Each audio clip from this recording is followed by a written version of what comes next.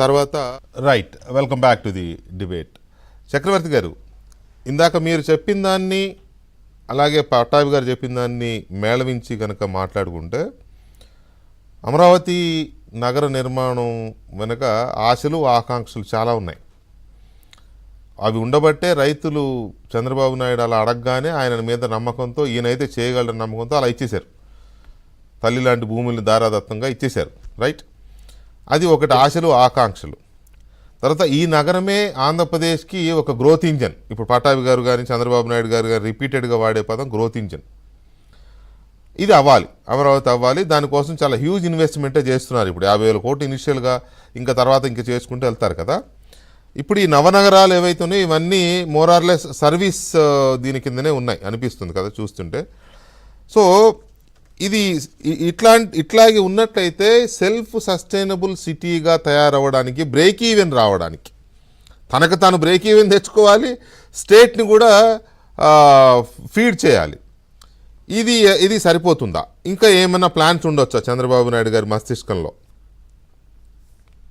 మనకు చరిత్ర తిరిగేస్తే దీనికి చాలా ఉదాహరణలు ఉన్నాయి. 1860s లో వెంకటేష్ గారు, బాంబే అంత పెద్ద నగరం కాదు. కరెక్ట్. బాంబేని అప్పుడు పాలించే గవర్నర్ బాంబే సర్ బార్టిల్ ఫ్రియర్.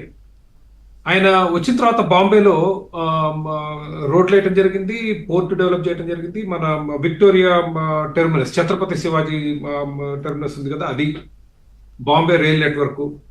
దాంతోపాటు యూనివర్సిటీ ఆఫ్ బాంబే, అక్కడ హైకోర్టులు, శానిటేషన్, వాటర్, ఇవన్నీ చేయటం జరిగింది. నువ్వు ఎందుకు చెప్తున్నా అంటే this is something very similar Chandrababu Naidu has done for Hyderabad. Hyderabad లో కూడా కరెక్ట్ మీరు చూస్తే, మీరు చంద్రబాబు నాయుడు గారికి మీరు టెక్నాలజీ క్రెడిట్ ఇవ్వచ్చు, కానీ అవి రావడానికి కారణం దానికి సరిపడా మౌలిక సదుపాయాలు సృష్టించడం. అవును, ఒక ఔటర్ రింగ్ రోడ్ కానివ్వండి, ఒక రాజీవ్ గాంధీ ఇంటర్నేషనల్ ఎయిర్పోర్ట్ కానివ్వండి, దానికి సరిపడా మళ్ళా ఇక్కడ వచ్చే వ్యాపారాలకి హ్యూమన్ రిసోర్సెస్, మానవ వనరులు కల్పించాలిగా. ఒక IIIT తీసుకోండి, ఒక ISB తీసుకోండి, and any number of institutions, 4 sir నుంచి మొదలు పెడితే the whole number of institutions తీసుకురావడం. సో ఆ ఎకో సిస్టమ్. సో అమరావతిలో ఏ కంపెనీలు వస్తాయి అన్న సంకోచం కన్నా, ఎందుకంటే భవిష్యత్తులో ఏ కంపెనీలు వస్తాయి ఎవరని చెప్పలేము. We never thought battery car వచ్చుద్దని మనకు వరకు తెలియదు. కరెక్ట్ గా 2 సంవత్సరాల క్రితం ఆర్టిఫిషియల్ ఇంటెలిజెన్స్ అనేది ఇంత పెద్ద విప్లవం అనేది సంగతి కూడా ఎవరికి తెలియదు.